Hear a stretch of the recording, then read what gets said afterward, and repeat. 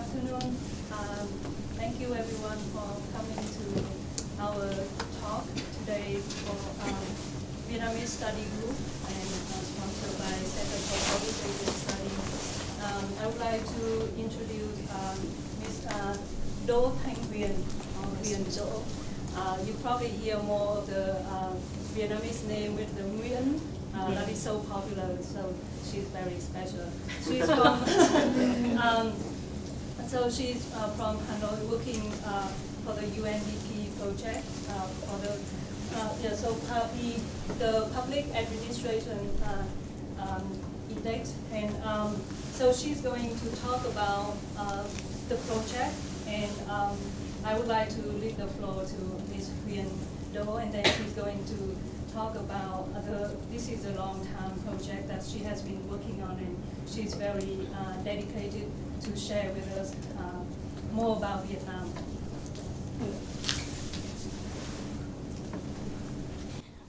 Thank you very much, Thanh and the Center for Southeast Asian Studies for having coordinated this talk today. It is my great honor to be here, to fly all the way from Hanoi to Michigan and Ann Arbor in order to enjoy a little bit of the colder winter than what we are experiencing in Hanoi. So, it has been a very pleasant visit so far. I have the privilege to come here for the conference in the next 2 days on sustainability and development. So I hope that I will see you, some of you here at the conference too. But before that, I have this great honor to speak before those who are interested in Vietnam studies.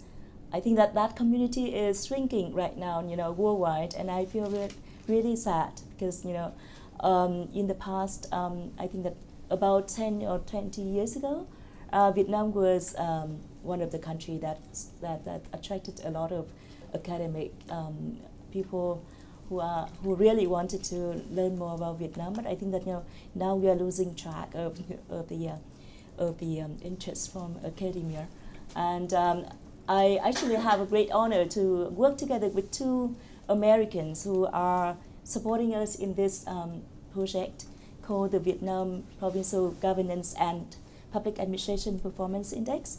One of them comes from Duke University, called Edmund J. Melaski. So I don't know if any of you here have heard of his name. He is also a Vietnam study scholar working more on quantitative studies. The other professor from Arizona University, Paul Schuler, he is also a associate professor in political science. So we work together in order to formulate the index, what we measure the performance of provinces in Vietnam in terms of delivering public administration reforms and in terms of governance, participatory governance, democratic governance. So that's why we have that name of PAPI as the short name for the index. What I'm going to present today to you is the index, how we came up with the index, how it has been used, and what we can deliver through the index as one way of policy advocacy and research in Vietnam. And as the international organization of UNDP, United Nations Development Program, we used the index in order to inform us about what we can do more, what we should advocate more in order for Vietnam to reform in terms of governance, in terms of policy making processes. So that's why we have a role here in for UNDP in Vietnam to play as a coordinator but also a convener of this index. The reason why we have had to step in this area, I can give you a snapshot later, but one of the idea for the rest of the team here who are Vietnamese organizations and also political science institution, which is the party, the sort of party seats training school. right? So it's very important player, but they play a more like political supporter. And then the Vietnam Fatherland Front, which is basically the umbrella for most of the mass organizations in Vietnam. It is quite political, given that the Communist Party of Vietnam falls below this, Vietnam Fatherland Front. But basically, they are guided. The Vietnam Fatherland Front at the moment is more guided by this Communist Party and how they move forward. Real-time analytics is one of our partners in developing the apps for us to collect data through the app to collect data real time. So I can tell more about that later. And then the Securities is non-government organization in Vietnam who is assisting us in collecting data. So basically, we form a kind of a consortium of international organization, local NGO, political, partners in order to make PAPI possible. Without those political players here, we can hardly reach citizens in Vietnam. That is square. So, if you don't know anyone in the system, you cannot go to visit the communities, and you cannot meet up with the citizens on the ground. So I think that's one of the things that we can discuss later when we go to the methodology and how to approach. If one of you who is interested in going to Vietnam to do field work, so we can discuss further on that.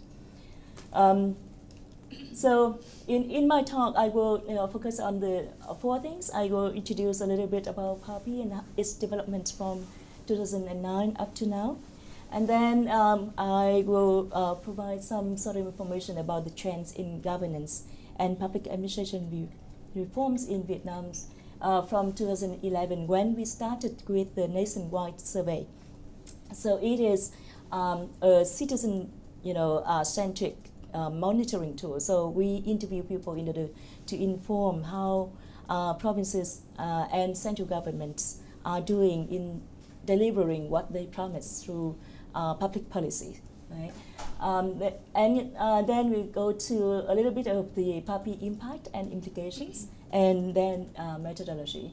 So basically, PAPI is a citizen-centric monitoring tool to measure 6 areas, what we call 6 dimensions here. The first one is participation at the local level. So we talk about participation in elections, national elections or grassroots elections, election of village heads, right, which play a very critical role in terms of, outreaching to citizens in Vietnam. So the village heads who has no role in the government at all, but they are the arm's length, person who will do a lot of things, and they won't be the person who go to your door and knock on your door and ask you to do this or that, right, for the government. So that's important. We also look at how citizens participate in the process of coming up with local projects, where they are in the process of making the decisions whether or not a road is constructed there or not. Then transparency in local decision making. We talk about how poverty lists come up with. Sometimes, if you notice the media once in a while, people would say that, some of the subsidy from the governments could go to the commune chairpersons rather than going to the right persons who deserve receiving the subsidy for poverty alleviation, right? So we want to know when, whether or not citizens are involved in the process of electing the persons that deserve the subsidy. Then we talk about transparency in land planning, because land revoking is quite problematic in Vietnam, and that has led to quite a lot of conflicts, in Vietnam, around communities being taken away their land, for industrial development and urbanization, for instance. So where they are in the process of local land planning, and that is very important information. And then we also talk about the decision making in commune budgets, basically, whether or not citizens has a voice in making, the budget and expenditure by the communes, publicized, and whether or not they trust in the information they received. So that's transparency. Vertical accountability towards citizens. So we talk about, how local governments are accountable to their citizens when they have any problems, they have any concerns, they have any disagreements with the governments. So whether or not they could go to courts, they could go to somebody else who they trust from the government or from outside of the government. So formal and informal institutions that are more trusted. So we can look at this in particular. Control corruption in the public sector, which is very important in Vietnam because, corruption is seen as a national disease.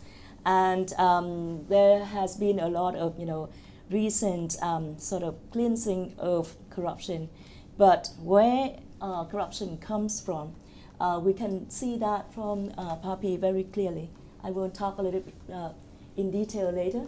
Public administrative procedures, whether or not, it's easier for you to get the land use rights certificates, construction permits, certification services by the local governments. When you go to the one-stop shops, and whether or not you get the sufficient information, transparent fees and charges being charged on you. Public services involves primary health care, education, law and order, and infrastructure, roads, water supply, and charge collection. So basically, those are the 6 dimensions of PAPI. And when we get, citizen voices, every year we interview about 14,000 people in all 63 provinces since 2011.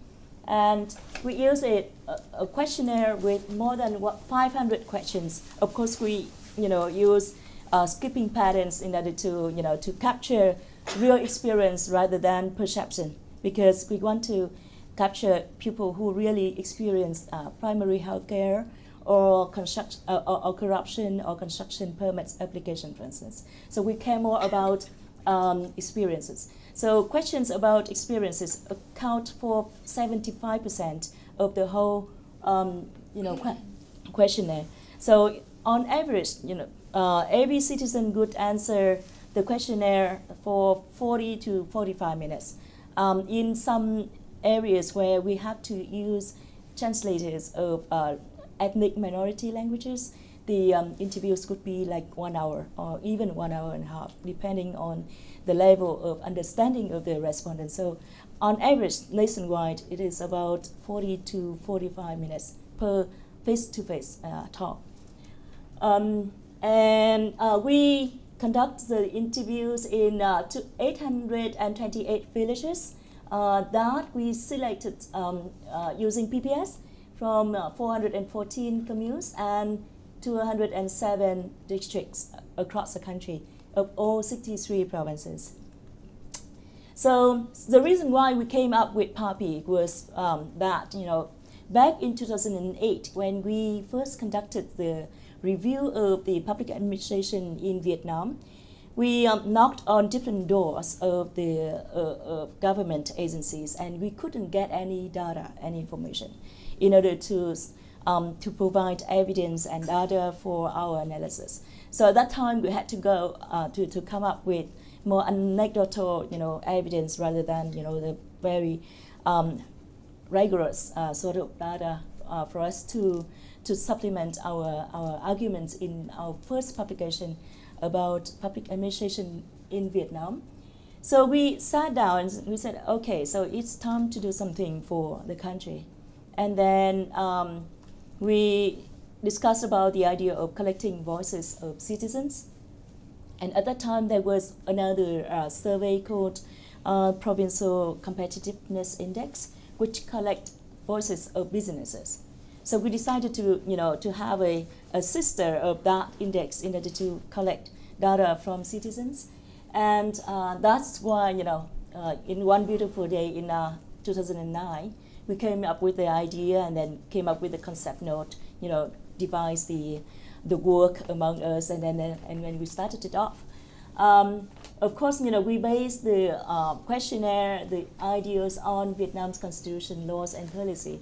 I have to say that, this is what I did last year in Oslo for UNDP, and we found that, PAPI is unique worldwide because, in some countries they conduct citizen surveys on governance, on public administration, on public services, but once in a while, like 5 years or 7 years, gap. But for PAPI, it is every year. Sometimes we find that whether or not it's necessary to do it every year, but since we have funding, why not? So that's the idea of building a kind of yearly surveys. Then it is pioneered in Vietnam. It is not adopted from elsewhere. It's not Asian barometers. It's not African barometers. It's not any barometers, but the barometer for Vietnam itself. So that's the unique thing about PAPI. And of course, we saw that as time goes by, we see that they recognize the importance of evidence and information in order to inform policy making, or at least that's what we wish them to do more, right? In Vietnam. And of course, there were some sort of counter arguments and also counter actions to create their own indexes in order to counter argue, because there's a huge differences between the state-run surveys and independent surveys. So we try to find the sort of the differences between those tools. And of course, with the new agenda for sustainable development that Vietnam has committed to, we wish to have PAPI to monitor the implementation over time. So this is an overview of the index. Again, we look at 6 dimensions, and then we have 22 subdimensions, and more than 500 different questions in order to ask citizens about different things. And this is how PAPI evolves over time. At first, we piloted in 2009 in 3 provinces with that number of respondents. Then we expanded in order to examine the idea deeper, larger, in 2010 to 32 provinces. And then from 2011 up to now, we have conducted it yearly, and also try to reach the higher numbers, the better, because provincial authorities and also central governments normally say that your sample is not representative, because in comparison to 90 million people in Vietnam, 14,000 something is peanut. So they don't really understand in depth their representative sampling. So that's something that we still have to convince them and try to ask them to look at what people say. And here's what we do with the sampling. Later I can tell you about how we sample our respondents. So now some introduction to the trends in governance over the past 7 years. Given that we finished the 2018 round of survey 2 days ago with 14,303 respondents, but we are going to release the findings by April next year. So I'm not going to touch upon the findings for 18, but 17 backward. So here's what we have found in Vietnam. If we look at the 6 different dimensions here, what we have found interesting is that the public services, public administrative processes seems to be performing better and better over time, especially education, healthcare, basic infrastructure, and law and order. So progressing over time quite regularly. Almost the same for one-stop shops, which is so being recognized as progressing. But the first 4 dimensions of governance, which is about democracy, about participation, about transparency, accountability, and more importantly, control of corruption. We still see that it is at the average level, and sometimes, it went down. For instance, participation at the local level, we have seen that, it has gone down over time, up again in 2016 when we had the national elections, and then, on the downward trend again, right? So for transparency, we see that, this is the previous government. So from 11 to 15 is one, term, and 16 to up to now is the second term that we measure.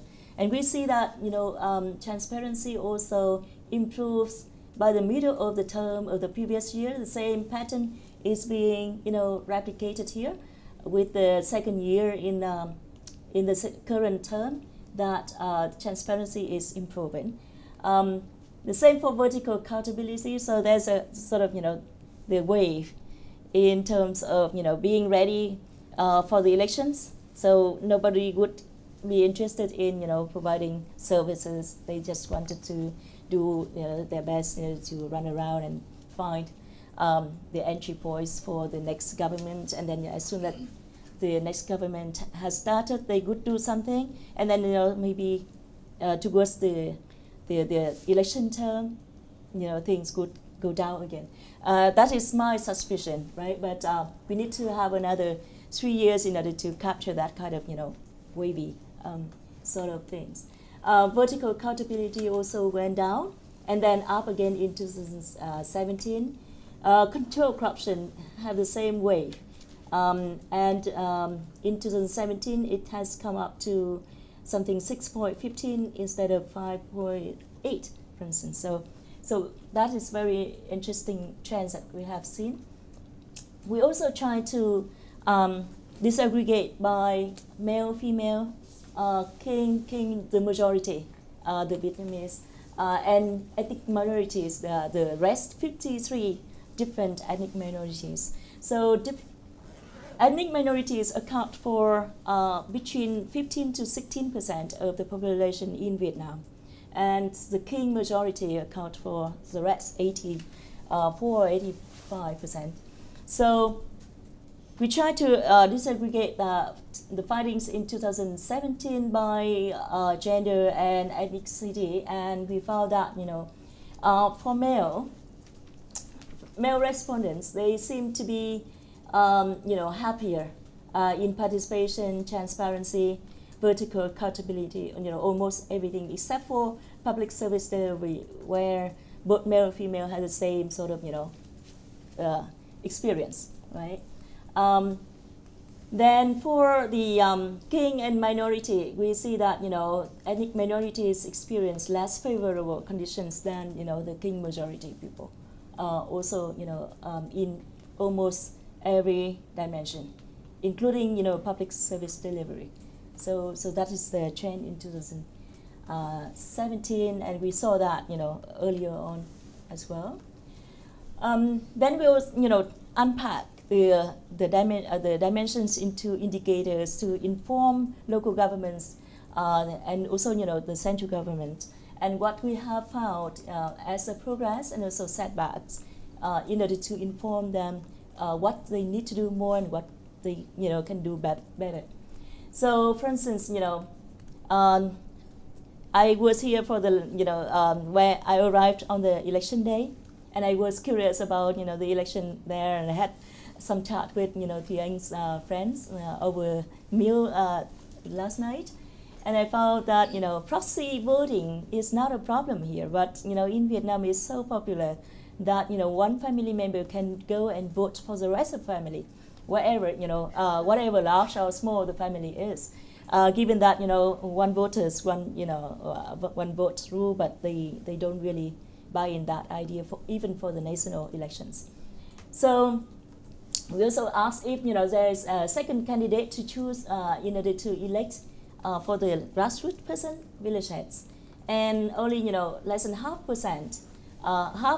of the population of the respondents would say that there's a second candidate for us to choose. So or having a voluntary rather than being forced to pay for local projects. So only 43% could say that they contribute voluntarily. Normally they are asked, they are requested, they are sometimes threatened because of the run to the top attitude of the local government. So normally they would want the more the better in order to be regarded as performing well. So they try to force people to to participate in those projects more often. And also we try to ask if the local projects are monitored by community investment supervision boards. This is kind of voluntary boards set up in order to to oversee local projects, and only 34%, given that is a progress, but only 34% in 2017 could say that there's a the projects are monitored by the community supervision board. Then we will also discuss about the second dimension of transparency, and we ask if people could have good access to information in Vietnam. And the interesting thing is that the law on access to information came into force, was discussed earlier and then came into force in 2016, but only 9% could know about the law.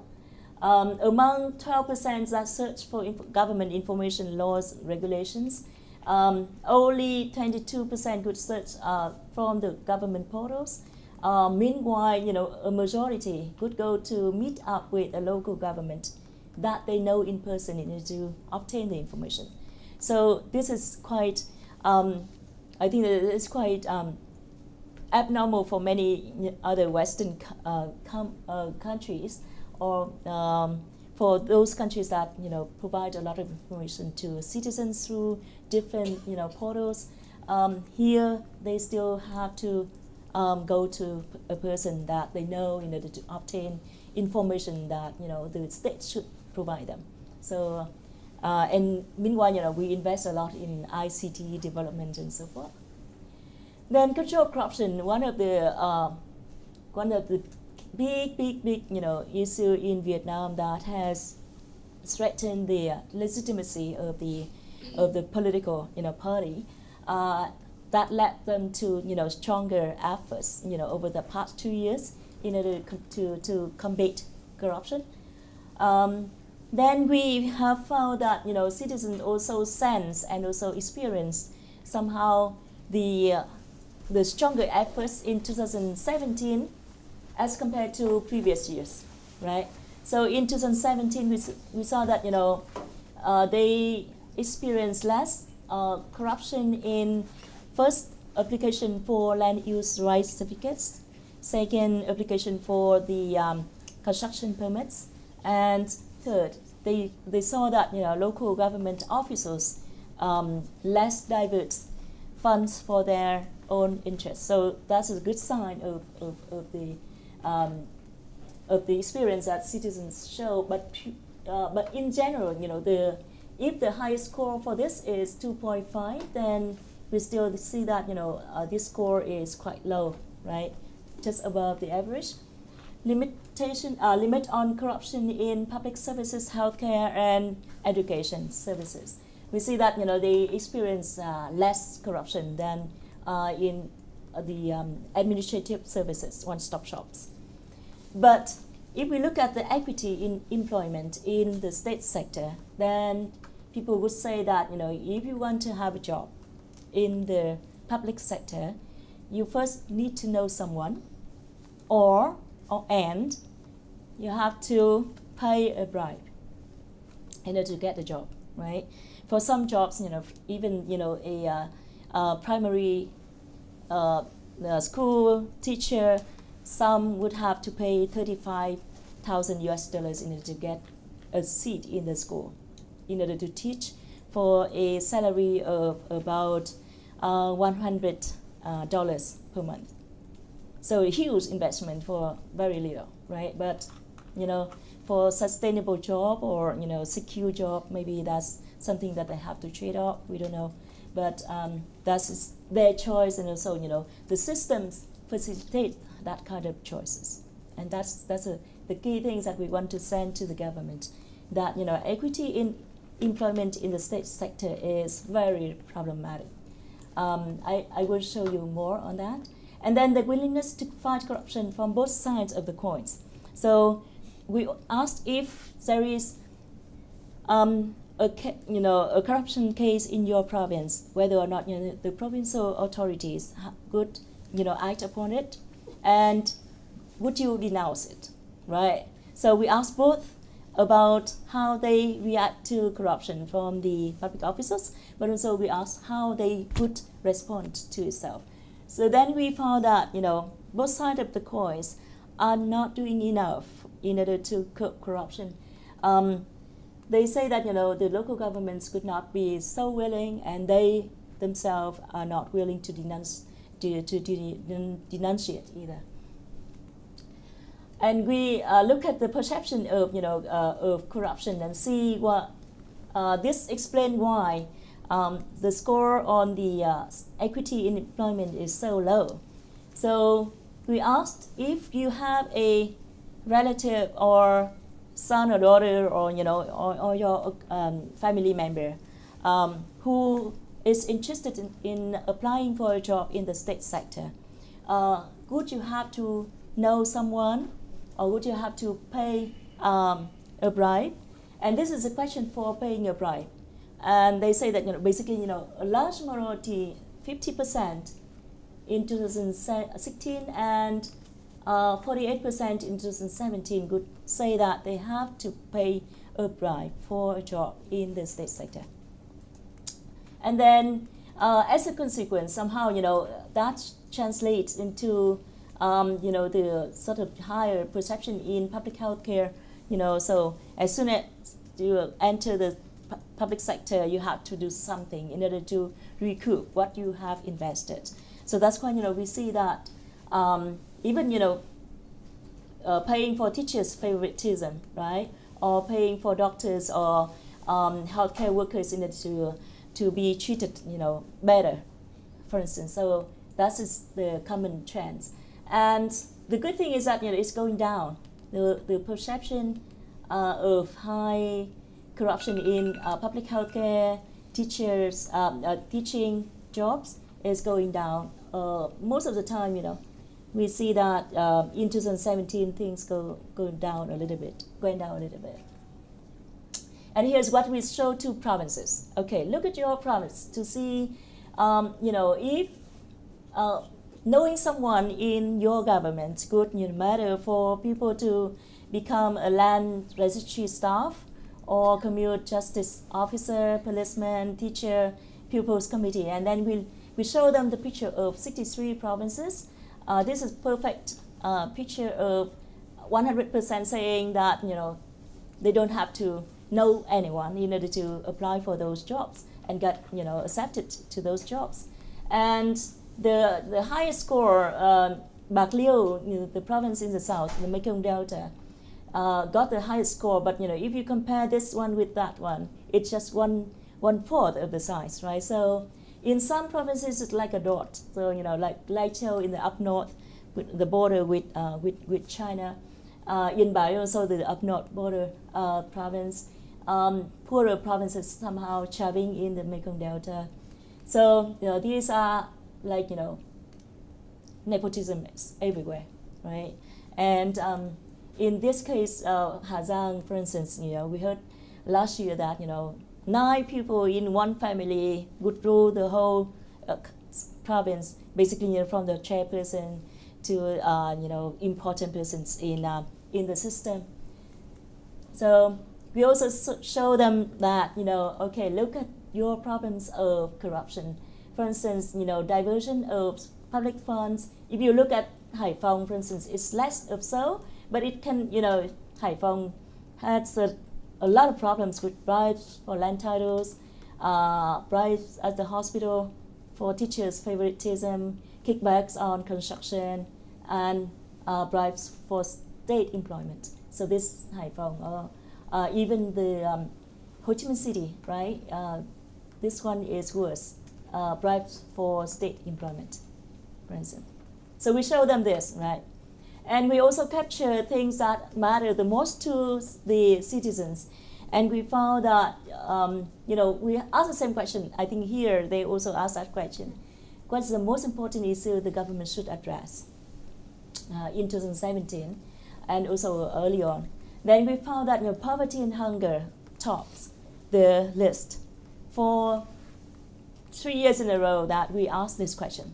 And it's quite interesting to examine this, because Vietnam is considered to be progressing economically, right, with GDP getting higher, better sort of living standards somehow. But then, why poverty? It's still the top concern for many people. And then environment. Last year, 2016, as a result of the Formosa case that broke in the central part of Vietnam, taking away a lot of livelihoods over there, and as a result, people were so concerned about environment. But in 2017, we saw that it went down a little bit further, right? Jobs and employment, economic growth, right? It's sea dispute, the Southeast Asian sea dispute as one of the concerns too. In 2017, it was less. Then corruption, of course. Corruption is for many years number 4, number 5, top most concern for many citizens. So that's what we have found, and we try to explain why poverty still lingering a lot in people's mind, given that Vietnam is progressing economically.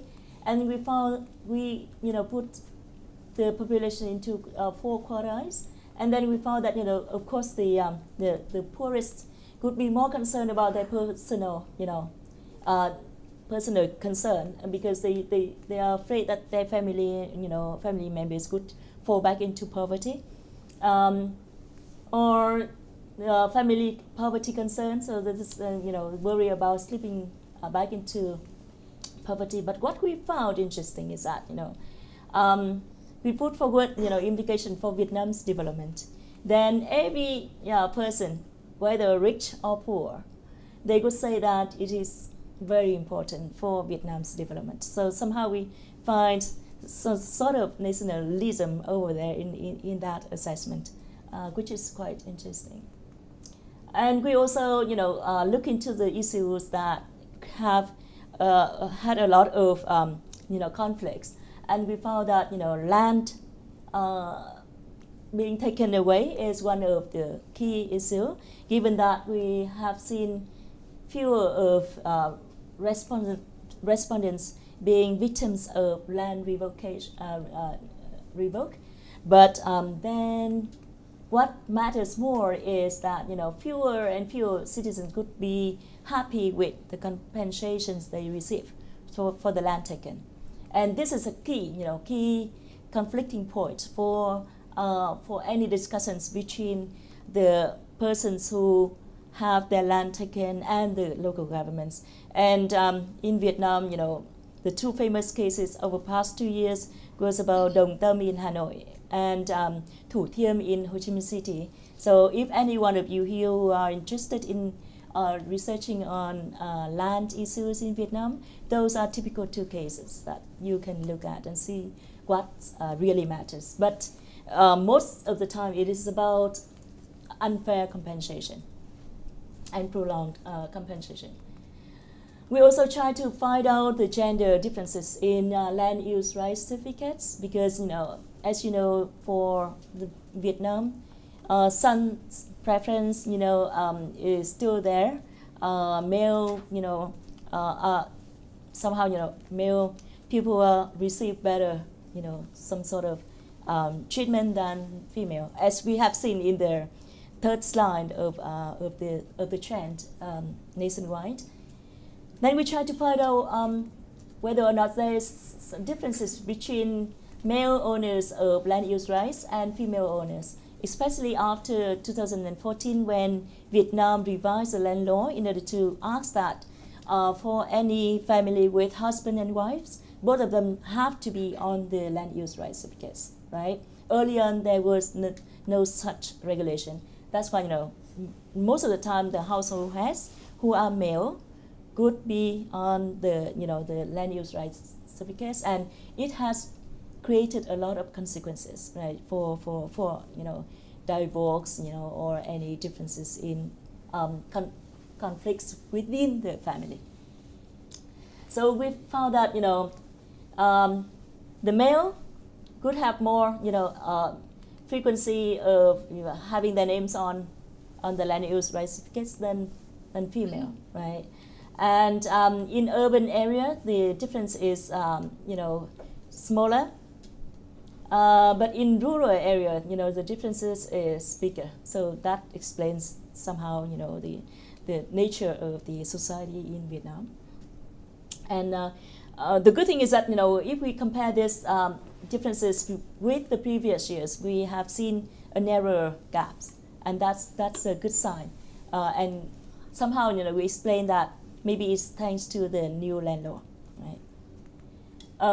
We also asked whether or not, people would choose the more environmental friendly project than, than the more beneficial projects, by asking different factors for them to choose. And the good sign is that they normally choose companies or projects with green certificates and or applying for the green certificates. Basically, the investment projects that take care of the environment.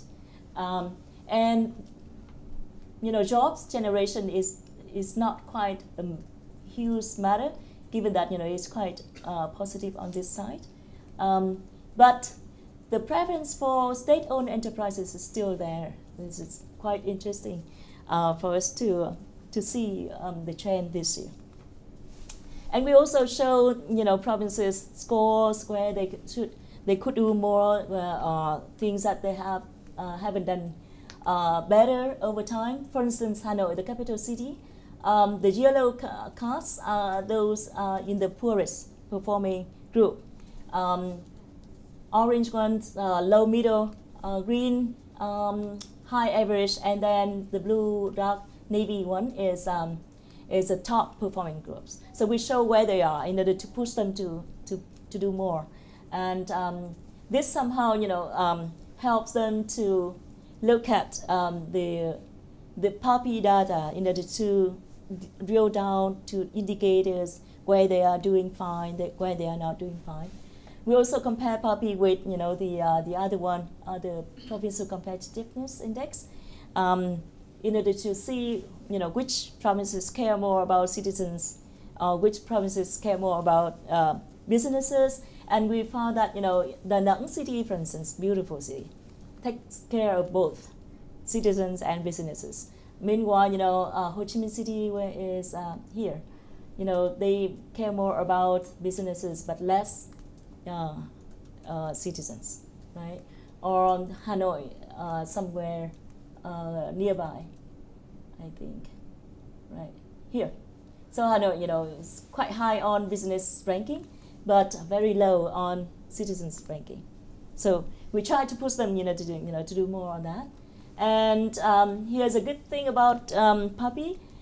So far, 63 provinces have, commissioned or hosted diagnostic workshops for us to come and share with them the findings in order to, to help them where they are doing fine, where they are not. And at least, 59 provinces have issued a kind of, action plans in order to respond to PAPI findings. So somehow we are happy with that.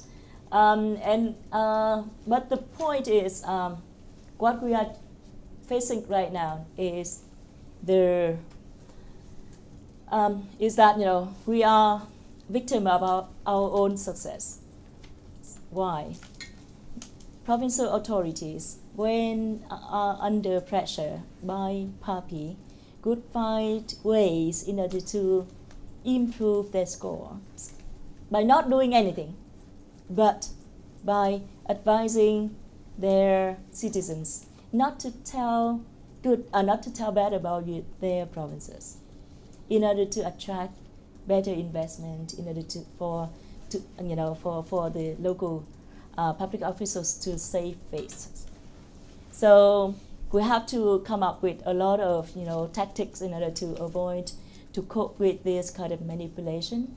Given that we send our own team to the fields in order to collect data, but they would go 1 week before us to inform the local villagers that the teams are coming, be ready, be good. So we are victims of our own success. So that's all about PAPI. This is for monitoring sustainable goals, which I will talk more in the conference. But basically, we also use PAPI in order to inform where Viet Nam is performing in delivering their promises to the UN on good implementation of sustainable development goals, and we try to use PAPI as means of verification for progresses and also setbacks. Thank you, and I think that it's time for us to talk a little bit more questions and answers. I've taken quite a lot of time. Thank you. Yeah. Please. So the last point you talked about with the double-edged sword. Yes. Have you and the rest of the team thought of any ways to sort of hinder that bias that may be inflicted by them knowing that you're coming? We, as I said earlier in the very first slide, we couldn't reach citizens without going through, the formal channel of the Vietnam Fatherland Front, who has that, network to the grassroots area. So we have to go through them, and that's when, and they have to report to the whole system that we are coming, because UNDP is still seen as a foreign organization, foreigners coming, right? So basically, they become very alerted with that. But we treat that kind of behaviors, as across the board in all 63 provinces. So maybe here and there they would let us go without, coming along with us. In some other places they would watch our back. But basically they let us do the surveys, and that's fantastic thing. But we have to come up with the app in order to avoid sort of manipulation. The reason is we want to capture right away the field work happenings, right? Whether or not there is any sort of prompt advice on spot, because we conduct the interviews in the communal houses, schools, in neutral places. The local authorities would come and ask them to stop or to do whatever. So we have to, somehow record it in order to control to administer the fieldwork better. But we introduced new questions to the questionnaire. So we published only the very first version of the questionnaire, dated back to 2011.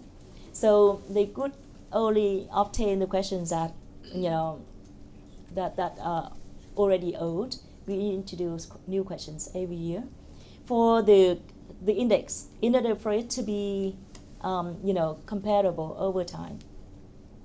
Of course, we need to set to keep a set of questions unchanged, and that is where we see more of the manipulation effect than the rest.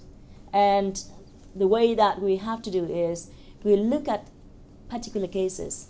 Like, in some places we even obtain the materials that they distributed to respondents with the Q&A of the questions that we introduced in our questionnaire, delivered to respondents, and they came with the Q&A in their hands. Sometimes they were asked to write down the answers on the palm. We also look at the palms. Yes. Yeah. So. Yeah. Okay. So So I think different tactics needs different ways of handling, and that's why we stay alerted all the time. Also, thanks to technology, since 2015, we could administer the fieldwork better, than the paper-based, sort of way. Yeah. Right. Yeah. Please. Do you think there is a way for you to get funding to incentivize communities to improve their score while also ensuring that the money is being used to address sustainable development goals or their action plan items? Yeah, I think that one of the big issues for Vietnam is that participation in itself is something quite new. Having their voices heard is something new too, because they were not accustomed to it during the planning time. So this is that's why they say that these concepts are too new, right? So we ask very basic questions: whether or not you know the law, whether or not you have seen the the commune budget and expenditure sheet posted in your communes, whether or not you had to pay when you get the certification by the local governments. So sometimes they feel not at ease to even answer our questions, not let alone running their own little survey, doing things, and this is also something that is not yet encouraged politically in Vietnam. So it's still very controlled system. Yeah. So we can do the sort of crowdfunding for different activities, but we should avoid public policy discussion. So that's squarely put. If you do it, if you are researchers, you come from nowhere, nobody. My advice would be that you become a tourist. I did that myself when I did my master. Yes, yeah. All right. Yes, please. You've broken the results down by the 63 provinces. Do we see regional differences? Yes, we do.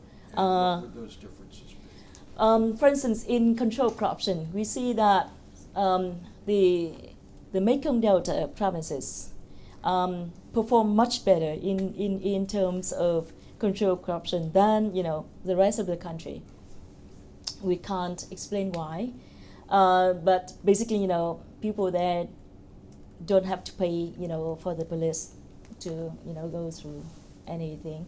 They would be asked to next time you shouldn't do like that. But in the north you will be stopped and you will have to pay immediately. Or you just abide by the law, but then someone would stop you and then ask you to pay a bribe. That's quite a common sort of practices in the north, right? But in the Mekong River Delta, we have seen that among the top 16 provinces in the navy color, 9 or even to 14 of them could be southerners. Yeah. Yeah, Mekong Delta. For public services, the same pattern. But for participation, the northern part is better than in the south. Yeah. So something like we could suspect that maybe it's about propaganda dissemination. So it works better where there's an embedded system of propaganda. So that is some explanations, but there might be some other reasons. Yeah.